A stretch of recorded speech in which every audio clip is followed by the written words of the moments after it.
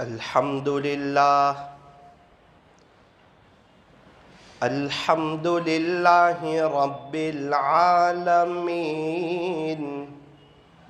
حمدا كثيرا طيبا مباركا فيه كما يحب ويرضى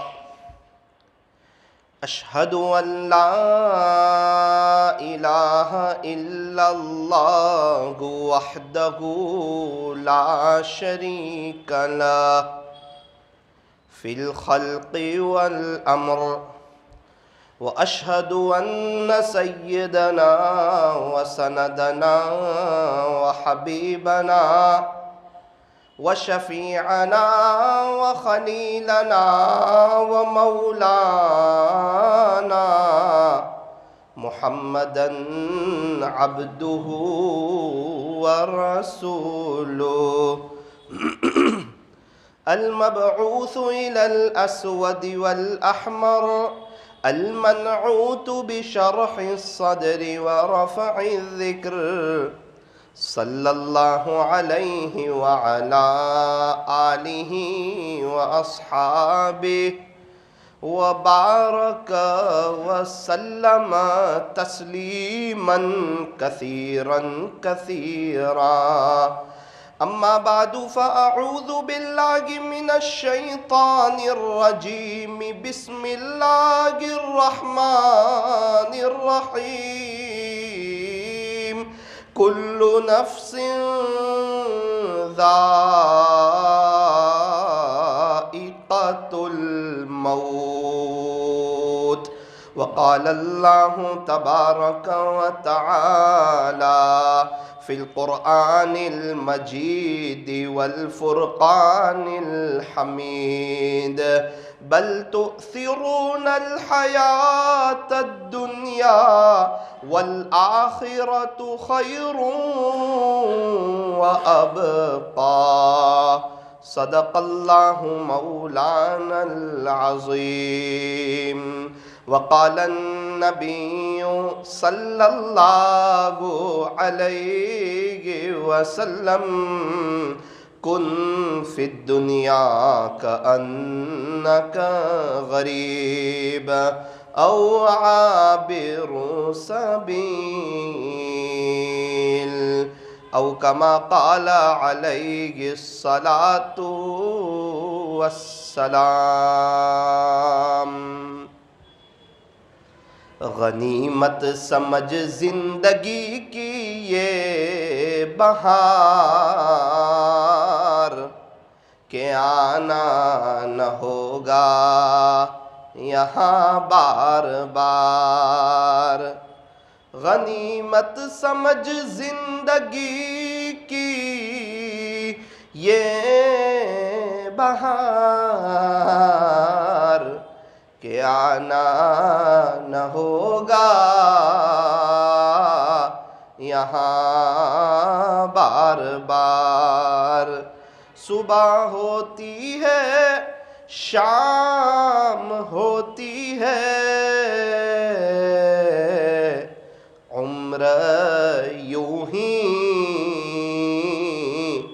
تمام ہوتی ہے زندگی ہو رہی ہے مثل برف کے کم رفتہ رفتہ چھپ کے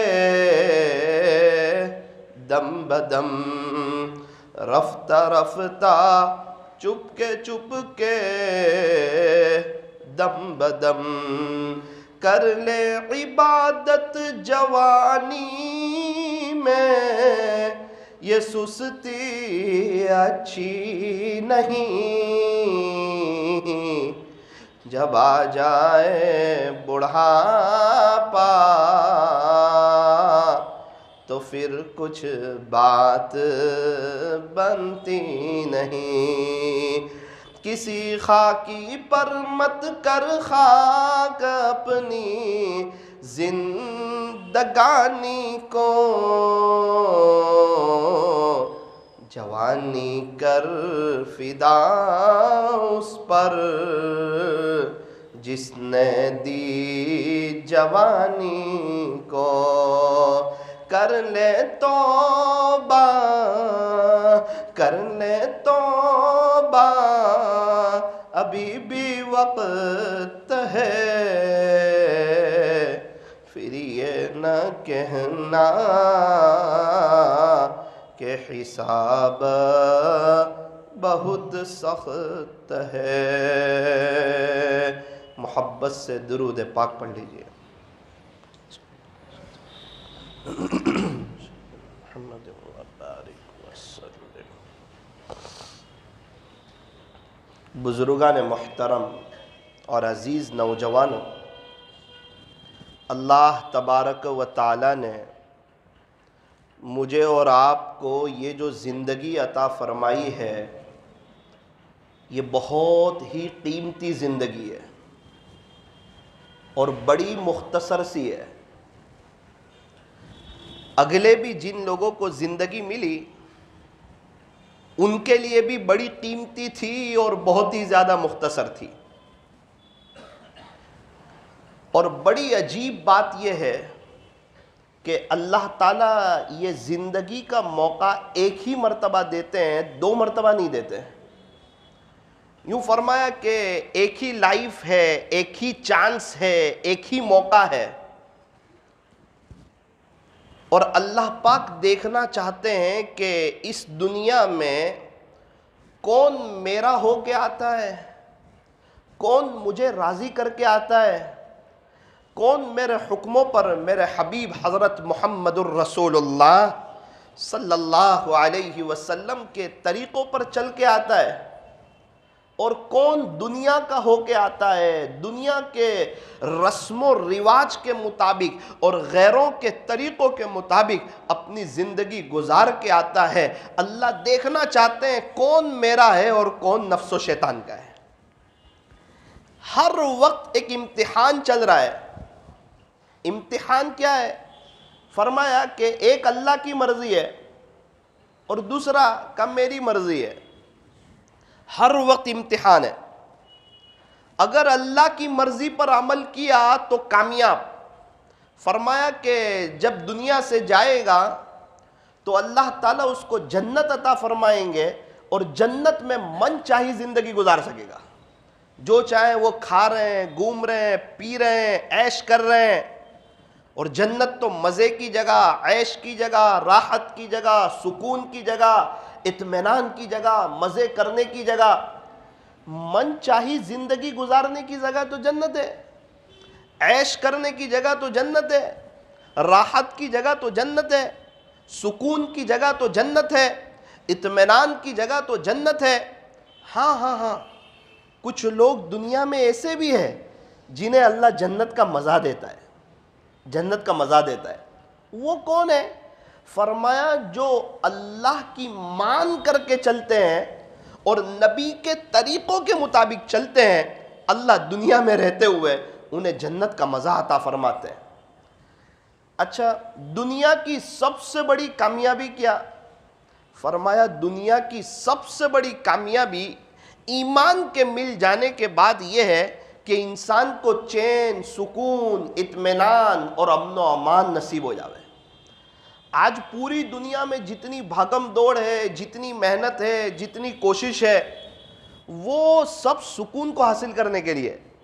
آج کا ایک بڑا طبقہ پریشان ہے، بے چین ہے، بے چینی میں ہے۔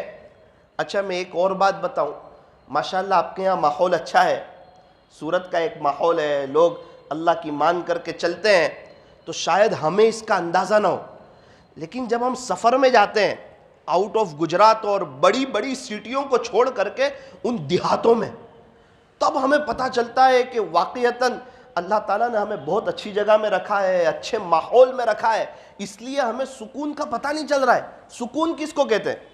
ایک مرتبہ اس معاملے میں میرے سے ایک بڑی غلطی ہوئی۔ ہم لوگ مدینہ منورہ سفر کر کے پہنچے، تو ایک ٹیکسی ڈرائیور تھے، میں نے ان سے پوچھا، کچھ باتیں ہو رہی تھی، احد پہاڑ کے دامن سے وہ ٹیکسی گزر رہی تھی، تو میں نے ان سے کہا اور عجیب بات یہ ہے کہ وہ ٹیکسی میں، وہاں فارچونر ٹیکسی میں چلتی ہے، بڑی بڑی گاڑیاں ٹیکسی میں چلتی ہے. تو میں نے ان سے کہا کہ آپ کو مدینہ منورہ میں کیسا لگتا ہے؟ اللہ اکبر، وہ جو مجھ پر ناراض ہوئے، مجھ پر خفا ہوئے کہ مولانا یہ کوئی سوال ہے آپ کا، مدینہ منورہ میں کیسا لگتا ہے؟ غصے ہو گئے میرے اوپر. میں نے سوچا یار ان کو سمجھانا بھی ضروری ہے، ان کو منانا بھی ضروری ہے. پھر ایک آہ بھری اور کہا کہ مولانا صاحب، جب ڈرائیونگ کے لیے ہم مدینہ منورہ سے باہر جاتے، جب مدینہ منورہ کی باؤنڈری کو ہم کراس کرتے ہیں، اس وقت ہمیں پتا چلتا ہے کہ ہم مدینہ منورہ میں کتنے سکون میں تھے. اب چونکہ ہم تو خود سکون میں ہیں، اس لیے ہمیں سکون کا اندازہ ہوتا نہیں. باہر گرمی ہو اور لوگ اے سی میں بیٹھے ہوئے ہوں تو انہیں گرمی کا احساس ہوتا نہیں. یہ تو جو روزانہ فجر کی نماز پڑھتے ہیں، کبھی ان کی نماز چھوٹ جائے، ان کو پوچھو بے چینی کس کو کہتے ہیں اور تڑپ کس کو کہتے ہیں. ان کو ناشتہ اچھا نہیں لگتا اور ان کو ایسا لگتا ہے کہ آج میرا دن اچھا نہیں جائے گا. وہ بے چین ہیں، وہ پریشان ہیں، وہ اٹھ کے نماز قضا کر رہے ہیں اور اللہ تعالیٰ کے سامنے روئے جا رہے ہیں، باری تعالیٰ میرے سے غلطی ہو گئی. انہیں پتہ ہے فجر کی نماز کے سکون کا. تو میرے عزیزو، عام طور پر آج دنیا میں جو ہے بے چینی، پریشانی. ایک گھر میں جانا ہوا آپ کے صورت میں، اللہ پاک نے انہیں بہت نوازا تھا، بہت نوازا تھا. میں گیا، وہ بہت بے چین، بہت پریشان. میں نے کہا بھائی صاحب، اللہ تعالیٰ نے آپ کو بہت کچھ نوازا ہے، پھر آپ پریشان کیوں؟ مجھے کہنے لگے مولانا اپنے پاس تو کچھ ہے ہی نہیں. میں نے بولا آپ کے پاس مرسیڈیز ہے، اتنا شاندار بنگلہ ہے، آپ کا شو روم ہے اور اتنا اچھا آپ کا بزنس چل رہا ہے. ارے مولانا آپ کو پتہ نہیں ہے، فلاں پارٹی ہے نا، وہ 200 کروڑ کی مالک ہے، اور وہ فلاں کو آپ جانتے ہیں، وہ 500 کروڑ کی مالک ہے، اور فلاں کو آپ جانتے ہیں، وہ 1000 کروڑ کی مالک. تو میں نے کہا یہ بندہ کبھی بھی سکون سے رہ سکتا؟ کروڑوں کے بنگلے میں ہے اور بے چین ہے. وجہ معلوم کی تو نماز نہیں پڑھ رہے. میں نے کسی طریقے سے ان سے کہلوایا کہ بھائی نماز پڑھو، نماز پڑھنی چاہیے، ہم مسلمان ہیں. تو شیطان نے ان کو کیسی پٹی گھمائی، انہوں نے یہ جواب دیا کہ یوں کہہ دینا کہ ہم لوگ تو سخی ہیں، غریبوں کی مدد کرتے ہیں، اور سخی آدمی کو اللہ جنت دے گا، تو ہم تو سخی ہیں، اب ہم تو جنت میں جانے ہی والے ہیں. تو میں نے ان کو یہ جواب کہلوایا کہ ہمارے نبی بھی سخی تھے، صحابہ بھی سخی تھے، ہمارے نبی سے بڑھ کے کوئی سخی ہو نہیں سکتا. اللہ اکبر، شیطان بھی بڑا چالاک ہے. یہ دنیا جو ہے نا، بظاہر خوبصورت ہے، سرسبز و شاداب ہے، یہ ہر ایک کے اوپر جو ہے نا جادو کر دیتی ہے. یہ دنیا ہر ایک کے اوپر جادو کر دیتی ہے. جادو کا کیا مطلب؟ یہ دنیا ہر ایک کو اپنا گرویدہ بنا لیتی ہے. ہر ایک شخص کی سوچ دنیا دنیا دنیا دنیا دنیا یہ ہوتی ہے. تو میرے عزیزو، ساری بات کا خلاصہ یہ ہے کہ ذرا بات آپ دھیان سے سننا. ہمیں ایک پوائنٹ پر آنا ہے اور ہمیں ایک بات سمجھنی ہے کہ سکون ہمیں کیسے ملے گا، سکون کہاں ملے گا، ہم کیا کریں گے تو ہمیں سکون نصیب ہوگا، اور قرآن شریف اس بارے میں کیا کہہ رہا ہے سکون کے بارے میں، اور ہمارے نبی سکون کے بارے میں کیا کہہ رہے ہیں، اور اللہ والوں کی زندگی سکون کے بارے میں کیا کہہ رہی ہے.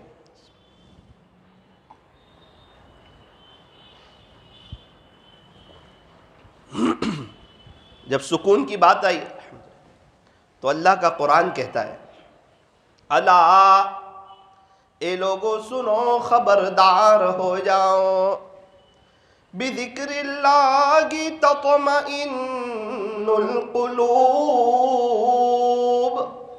کہ اللہ کے ذکر ہی سے دلوں کو اطمینان ہوتا ہے. ہو صاف بات بتا دی. اگر سکون چاہتے ہیں تو پیسے سے نہیں، گھر سے نہیں، بنگلے سے نہیں، کاروبار سے نہیں، اچھے گھر سے نہیں، بچوں کے انگلش پڑھ لینے سے نہیں، بچوں کے ڈاکٹر، انجینئر، وکیل اور پروفیسر بن جانے سے نہیں، عہدہ مل جانے سے نہیں. سکون چاہتے ہو تو کیا کرنا پڑے گا؟ فرمایا اللہ کا ذکر کرنا پڑے گا. اچھا یہ کون کہہ رہا ہے؟ دیکھو، جس نے جو مشینری بنائی ہو نا، اس کو پتا ہوتا ہے یہ مشین چلے گا کیسے. جوش مشین جس نے بنایا ہے، کبھی نہیں چل رہا ہو تو اس سے پوچھو، اس کی کتاب پڑھو، گائیڈ لائن میں لکھا ہوگا آپ ایسے کرو یہ جوس مشین چل جائے گا۔ سیمسنگ کا موبائل ہو تو ان سے پوچھو، چائنا کا ہو تو ان سے پوچھو۔ فرمایا کہ i20 اگر کسی کے پاس گاڑی ہے تو وہ ان سے پوچھے، ہونڈائی کی گاڑی ہے تو وہ ان سے پوچھے۔ میرا کہنے کا مطلب یہ ہے کہ جس نے جو چیز بنائی ہوتی ہے اس کو اس کے پرزے کا پتہ ہوتا ہے، اس کو اس کی اونچ نیچ کا پتہ ہوتا ہے، اس کو اس کی چال چلن کا پتہ ہوتا ہے، اس کو کون سی چیز کہاں پر فیٹ کرنا اس کا پتہ ہوتا ہے۔ اب یہ جسم جو ہے یہ تو اللہ نے بنایا ہے، اور کیا اپنی قدرت سے بنایا، اللہ اکبر کبیرہ۔ دنیا والوں کو جب کوئی اچھی چیز بنانی ہوتی ہے تو مٹیریل اچھا استعمال کرتے ہیں، پتہ ہے کہ اچھا مٹیریل ہوگا تو اچھی چیز بنے گی۔ آپ چائے کی پتی جتنی اچھی والی ڈالو اتنی اچھی چائے بنے گی۔ کپڑے میں جتنا اچھا دورا استعمال کرو اتنے مہنگے میٹر والا وہ کپڑا بنے گا۔ تو جتنی اچھی چیز ہوگی اتنی کوالٹی اچھی بنے گی۔ واہ رے میرے اللہ کی شان تو دیکھیں، میرے اللہ کی طاقت تو دیکھیں، میرے اللہ کی قدرت تو دیکھیں۔ اللہ کو پورا انسان بنانا ہے، انسانوں کے ہاتھ، پیر، کان، ناک، زبان اور دماغ بنانا ہے۔ او ہو، اور جو مٹیریل کو استعمال کر رہے وہ ایک ناپاک قطرے کو استعمال کر رہے۔ بتا رہے کہ انسان ایک تو ہلکی پھلکی تیرا اختیار ہے کہ تو اچھی چیز استعمال کرے گا تو جو ہے کپڑا اچھا بنے گا، اچھی چیز استعمال کرے گا، چائے اچھی بنے گی۔ اور تو میری قدرت دیکھ، مجھے پورا حضرت انسان کو تیار کرنا ہے جو اشرف المخلوقات ہے، اور دیکھ تو صحیح میں مٹیریل میں کیا استعمال کر رہا ہوں۔ تو میری اور آپ کی ابتدا ایک ناپاک قطرہ ہے اور انتہا فرمایا کہ مٹی، ہم تو ختم ہو جائیں گے۔ پھر تو کہا پھر حقیقت کی آنکھیں کھلے گی۔ ابھی دنیا کی جو زندگی چل رہی ہے فرمایا اس میں بھی ہم فخر نہیں کر سکتے، ہم تو اپنے پیٹ میں گندگی لیے گھوم رہے، ہم تو کچھ نہیں۔ ہم کیا؟ تو کہا ہم کچھ نہیں، ہم سے کچھ نہیں، اللہ سب کچھ اور اللہ ہی سے سب کچھ۔ لا الہ الا اللہ، کسی سے کچھ نہیں ہوتا یہ کہنا بہت آسان ہے، میرے سے بھی کچھ نہیں ہوتا یہ کہنا محنت کی چیز ہے۔ تصوف یہی چاہ رہا ہے، ہمیں یہی سمجھایا جا رہا ہے کہ یہ کہو کہ میرے اپنے سے بھی کچھ نہیں ہوتا۔ ارے مولانا صاحب میں کمانے جاتا ہوں تو میری بیوی کھاتی ہے، ارے یوں مت کہ دنیا میں کتنی عورتیں بیوہ ہیں انہیں بھی اللہ کھلاتا ہے۔ مولانا میں کمانے جاتا ہوں تو میرے بچے کھاتے ہیں ورنہ گھر کا نظام چل نہیں سکتا۔ نا شرکیہ جملے نہ بول، دنیا میں کتنے بچے یتیم ہیں اللہ انہیں بھی کھلاتا ہے، کتنوں کے جنازے اڑ گئے اور ان کا گھر جو ہے وہ شاندار طریقے پر چل رہا ہے۔ اور لاک ڈاؤن میں اللہ نے پوری دنیا کے لوگوں کو کھلا کر کے بتایا کہ دیکھو دیکھو کھلانے والی ذات میری ہے۔ بازار بند ہیں، دکانیں بند ہیں، فیکٹریاں بند ہیں، کاروبار بند ہیں اور بزنس بند ہے، اور اللہ سب کو کھلا رہے ہیں۔ اور عجیب بات، پہلے لاک ڈاؤن کے رمضان میں کیا اللہ کی شان ہے، ہر سال رمضان سے بہتر کھلا کے بتایا۔ ہر ایک کو جو رمضان میں ریگولر کھاتا تھا جب دکانیں کھلی رہتی تھی اس سے اچھا دسترخوان لگوا کے بتایا کہ دیکھ کھلانے والی ذات میری ہے۔ 30 روپے والا تربوز 15 روپے کلو میں کھلا کے بتایا کہ دیکھ یہ میری شان ہے۔ 150 روپے کلو والی چکن 30 روپے کلو میں کھلا کے بتائی، 30 روپے کلو میں، کہ دیکھ میں چاہوں تو ایسا بھی کر سکتا ہوں، میں بادشاہ ہوں۔ ایک غریب شخص ہمارے یہاں رکشہ چلاتے ہیں، مجھے کہنے لگے مولانا صاحب اللہ صرف مالداروں کا ہی رب ہے کیا؟ اللہ غریبوں کا بھی رب ہے۔ میں نے بولا آپ کو یہ جملہ بولنے کی ضرورت کیوں پیش آئی؟ یہ تو سب کو معلوم ہے کہ اللہ مالداروں کا بھی رب، غریبوں کا بھی رب، مالدار کا مالداری میں امتحان اور غریب کا غربت میں امتحان، یہ جملہ بولنے کی نوبت کیوں پیش آئی؟ کہنے لگے مولانا میری بچی کی تقریباً شادی تھی تو اس کے سسرال والے آنے والے تھے، میرے گھر والے ریکویسٹ کر رہے تھے کہ ایک ہی بچی ہے تھوڑا سا کچھ چکن وغیرہ کھلا دو، اور میرے پاس اس کے پیسے نہیں تھے تو میں کچھ یہ انتظام میں تھا کہ کچھ دال چاول کھلا دوں، کچھ سبزی روٹی کھلا دوں۔ گھر والوں کی چاہت تھی کہ ایک بیٹی ہے تھوڑا سا کچھ کھلا دو اچھا۔ مولانا ہمارے یہاں پروگرام آیا اور اس دن صبح میں پتا چلا کہ چکن 30 روپے کلو ہو گئی۔ ہم نے بڑی شاندار دعوت کرائی، اللہ غریبوں کا بھی رب ہے۔ اوہ کس کی کیا دعا ہے اور کس کی کیا طلب ہے اور کس کی کیا تمنا ہے اور کس کی کیا آرزو ہے۔ میرے عزیزوں مانگنا ہو تو صرف ایک اللہ سے مانگنا، زندگی میں بہار آ جائے گی، زندگی پرسکون ہو جائے گی، زندگی پر رونق ہو جائے گی۔ ابھی میں ان لوگوں کو دیکھ کر آیا جنہیں اللہ نے بہت نوازا ہے، اور انہوں نے مجھے کہا مولانا ہم چھوٹے تھے نا، ابا سے بھی نہیں مانگتے تھے، اللہ سے مانگتے تھے۔ اللہ اکبر کبیر۔ تو اللہ سے مانگنا۔ ایک شخص مسجد میں بیٹھے بیٹھے دعا کر رہے ہیں، اے اللہ قرضہ بہت ہے، آج کی آخری تاریخ ہے، میری ذلتی ہو جائے گی، اللہ میں نے وعدہ کیا ہے آج قرضہ نمٹانا ہے، میری مدد کر دے۔ مسجد میں وہ تڑپ رہا ہے، بندہ رو رہا ہے، ادھر اس کی تڑپ ہے، ادھر ایک شخص اللہ پاک نے اسے بہت نوازا ہے، اس کو بے چینی ہونا شروع ہوئی، بہت بے چین ہوا، پریشان ہوا۔ اس نے سوچا یار میں اتنا بے چین کیوں، پریشان کیوں؟ وہ اپنے گھر سے باہر نکلا، تھوڑا روڈ پر ٹہلا، اس کی بے چینی ختم نہیں ہو رہی۔ اب وہ اندر اندر ڈر بھی رہا ہے کہ کیا کوئی ہارٹ اٹیک والا مسئلہ تو نہیں ہے، کوئی سانس والا مسئلہ تو نہیں ہے، میری اندر سے کوئی طبیعت تو خراب نہیں ہو رہی ہے۔ سوچا چل 2-4 رکعت پڑھ کے مسجد جا کے اپنے اللہ سے معافی مانگوں، اپنے اللہ سے صلح کروں۔ مسجد میں آیا، وضو کیا اور مسجد کے اندر قدم رکھا تو کیا دیکھتا ہے؟ ایک شخص دعا مانگتے ہوئے رو رہا ہے۔ اس نے اس کے کندھے پہ ہاتھ رکھا اور کہا بھائی صاحب آپ کا قرضہ ہے؟ کہا جی ہاں میرا قرضہ ہے۔ کتنا قرضہ ہے؟ اس نے بتایا کہ اتنے 1000 روپے۔ اس کے لیے تو کچھ نہیں تھا، اس نے جیب سے اتنے 1000 روپے نکالے اور اس کو دے دیے۔ اس نے لے لیے، سمجھ گیا کہ اللہ کی مدد آ گئی، میں تو اللہ سے مانگ رہا تھا۔ وہ اللہ نے جو مالدار کو بے چین کیا نا، وہ اسی وجہ سے کیا کہ جہاں میرا بندہ رو رہا ہے، میرا بندہ تڑپ رہا ہے، اس کی آہیں میرے تک پہنچ رہی ہے، وہ مجھ سے مانگ رہا ہے نا، اس کو تیرے پاس نہیں بھیجوں گا، یاد رکھ۔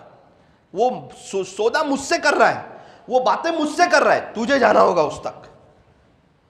جب بندہ اللہ سے تعلق جوڑتا ہے نا، اللہ لوگوں کو ان کے پاس بھیجتا ہے، ان کو کہیں جانے نہیں دیتا۔ اسی لیے فرمایا جو اللہ کے سامنے ہاتھ پھیلاتا ہے، اللہ کسی اور کے آگے اس کو ہاتھ پھیلانے نہیں دیتا، اور جو اللہ کے سامنے روتا ہے، اللہ کسی اور کے آگے اس کو رونے نہیں دیتے۔ بس ضرورت یہ ہے کہ آج سے ہم اللہ کے گھر کو پکڑ لیں، اللہ کے در کو پکڑ لیں اور یہ ہاتھ پھیلانا شروع کر دیں کہ میں جب بھی مسجد میں آؤں گا خالی ہاتھ نہیں جاؤں گا، اللہ سے مانگ کے ہی جاؤں گا، بھیک تو مانگ کے ہی جاؤں گا۔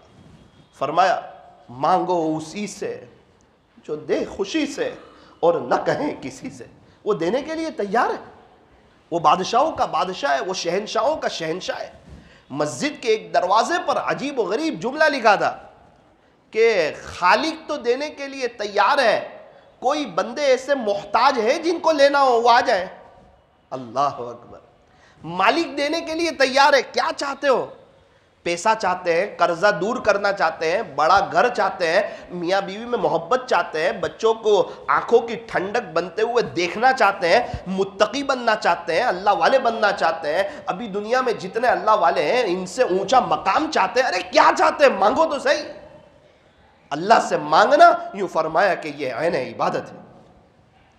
ایک بندہ 5 منٹ نفل پڑھے اور ایک بندہ 5 منٹ دعا کرے، دعا میں صرف دنیا ہی دنیا مانگ رہا ہے، فرمایا کہ وہ اس کو 5 منٹ نماز پڑھنے کا ثواب ہوگا، اس کو 5 منٹ اس کو بھی عبادت کا ثواب ملے گا، اس کو عبادت کا ثواب، اس کو بھی عبادت کا ثواب۔ یہ تو دنیا کا سوال کر رہا ہے، لیکن ترمذی شریف کی روایت ہے، آقا نے فرمایا الدعاء هو العبادہ، دعا تو عین عبادت ہے، کہ یہ دعا خود ایک عبادت ہے۔ اللہ سے مانگنا، ہم مانگتے ہوئے اچھے لگتے ہیں اور اللہ پاک ہمیں دیتے ہوئے اچھے لگتے ہیں۔ اور عجیب معاملہ ہے، دنیا والوں سے مانگو تو دنیا والے ناراض، اور اللہ سے نہ مانگو تو اللہ ناراض۔ ارے کیا ہو گیا، مجھ سے مانگتا نہیں؟ یوں فرمایا کہ ٹوٹے رشتے وہ جوڑ دیتا ہے، بات رب پہ جو چھوڑ دیتا ہے، اس رب کے لطف و کرم کے کیا کیا کہنے، لاکھ مانگو تو کروڑ دیتا ہے۔ اللہ دینے کے لیے تیار ہے، ہمارے مسائل کو حل کرنے کے لیے تیار ہے۔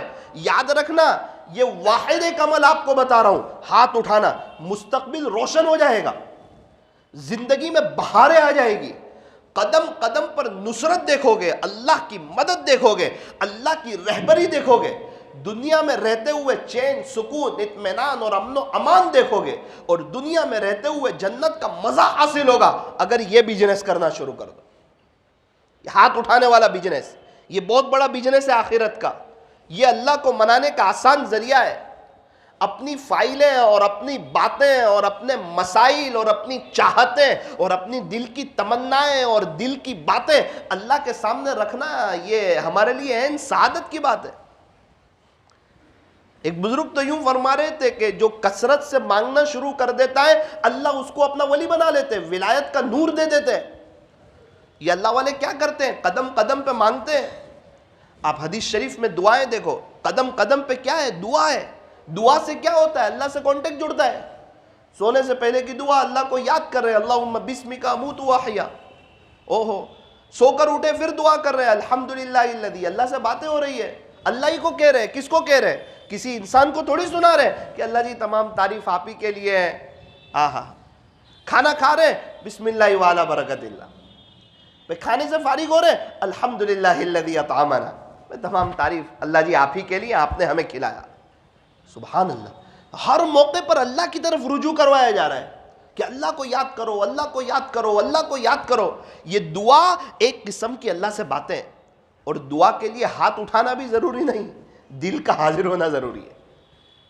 کتنے بزرگ کو میں نے دیکھا نماز کے بعد ایسے نیچے بیٹھ جاتے ہیں اور ہاتھ بھی نہیں اٹھا رہے اور باتیں کر رہے ہیں اپنے اللہ سے، آنکھیں بنے، دل کی تار جڑ رہی ہے۔ میرے عزیزو، سب پریشانیاں دور ہو جائے گی۔ ہم جتنے بڑے بھی گنہگار ہوں، اللہ کی رحمت کے مقابلے میں ہمارے گناہ کچھ نہیں۔ وہ بڑا رحیم ہے، وہ بڑا کریم ہے۔ پھر کیا ہوتا ہے؟ وہ شخص تو دعا کر رہا ہے، دعا کر لی اس نے، اس کو پیسے مل گئے، مالدار نے دیکھا کہ یہ بڑا اللہ والا لگتا ہے، اس کی آہوں نے مجھے اٹھایا وہاں سے، سمجھ گیا وہ، اس کو کاٹ دینا چاہیے، یہ کسی انسان کے پاس نہیں جاتا، یہ خالق سے ہی مانگتا ہے، اس کو کاٹ دے دو۔ اپنا کاٹ دیا۔ بیٹا آئندہ سے جب بھی ضرورت ہو نا، یہ ایڈریس پہ ایک فون کر لینا، تیرا کام ہو جائے گا۔ اس نے فوراً کارڈ واپس کر دیا، بولے جہاں سے ملتا ہے وہاں کا ایڈریس مجھے معلوم ہے۔ وہ کون سا ایڈریس؟ بولے وہ اللہ کا، جس اللہ نے ابھی آپ کو بھیجا، میں نے اسی ایڈریس پہ اپلیکیشن دی تھی، اسی نے آپ کو بھیجا، تو مجھے تو ایڈریس معلوم ہے، مجھے آپ کی کارڈ کی ضرورت نہیں۔ وہ مالدار شرمندہ ہو کے وہاں سے واپس چلا گیا۔ اللہ نے اس کا کام بھی کر دیا اور شرمندہ بھی ہونے نہیں دیا، اور مالدار کو بھی سبق سکھایا کہ دیکھ میرے جو ہوتے ہیں نا وہ کیسے ہوتے ہیں۔ پھر ان کا کام اللہ ایسے غیب سے کرتے ہیں، اللہ ان کا نظام چلاتا ہے۔ حضرت پیر ذوالفقار صاحب تو عجیب بات لکھتے ہیں خطبات ذوالفقار کی پہلی جلد میں، یوں لکھتے ہیں کہ اللہ والوں کا ہاتھ اللہ کی جیب میں ہوتا ہے۔ اوہ ہو سبحان اللہ۔ حالانکہ اللہ کی جیب کوئی نہیں، سمجھانے کے لیے کہہ رہے کہ وہ اللہ کے خزانے سے لینا جانتے ہیں۔ تو مولانا وہ تو اللہ والے جانتے ہیں، ہم تھوڑی نا، ارے ہم کون سے بھگوان والے، ہم اللہ والے ہی ہیں، ہم اللہ والے نہیں ہیں۔ حضرت پیر صاحب نے مجمع سے پوچھا کہ بھائی ہم اللہ والے نہیں ہیں، سب خاموش ہو گئے۔ پیر صاحب نے کہا اچھا جو بھگوان والا وہ کھڑا ہو جائے، ایک بھی کھڑا نہیں ہوا۔ حضرت نے کہا سب اللہ والے ہی ہیں، سب اللہ کو مانتے ہیں، ایک اللہ کے سامنے جھکتے ہیں، ایک اللہ کو سجدہ کرتے ہیں، ایک اللہ کے سوا کسی اور سے مدد نہیں مانگتے، یہ پیشانی صرف اسی کے سامنے جھکاتے ہیں، اسی کو معبود سمجھتے ہیں، اسی کو خالق سمجھتے ہیں۔ ہاں لیکن کیٹیگری میں فرق ہے۔ اللہ والے دو قسم کے لوگ، ولایت کی دو قسمیں، ایک تو ہر کلمہ پڑھنے والا، اس کو ولایت مل جاتی ہے، اسی لیے تو اس کو جنت ملے گی، اور دوسری ولایت خاصہ ہوتی ہے جس کو ہم عام طور پہ اللہ والے کہتے ہیں۔ وہ کون؟ فرمایا گناہوں سے بچنے والے، تقوی والے، جس کو اللہ کا قرآن بیان کرتا ہے ان اولیاءہ الا المتقون۔ اللہ خود اپنے قرآن میں فرما رہے ہیں کہ میرے ولی کون ہوتے ہیں۔ ایک تو یہ کہ کوئی کتاب میں لکھا ہوا ہو، اور ایک اللہ اپنے دوستوں کے بارے میں بتا رہے ہیں۔ کیا پتا ہے میرے دوست کون؟ کہ تقوی والے۔ اس کے ولی وہی ہوتے ہیں جو متقی ہوتے ہیں۔ آسمان کی زینت ستاروں سے ہے، زمین کی زینت پرہیزگاروں سے ہے۔ مقصد زندگی اللہ رب العزت کی بندگی، اور مقصد حیات یہ اللہ رب العزت کی یاد ہے۔ یہ تو تھا ایک بیان، اور یہ ابھی ختم ہو جائے گا۔ اس کو کیا بولتے ہیں؟ بیان۔ میں ایک مثال دوں آپ کو۔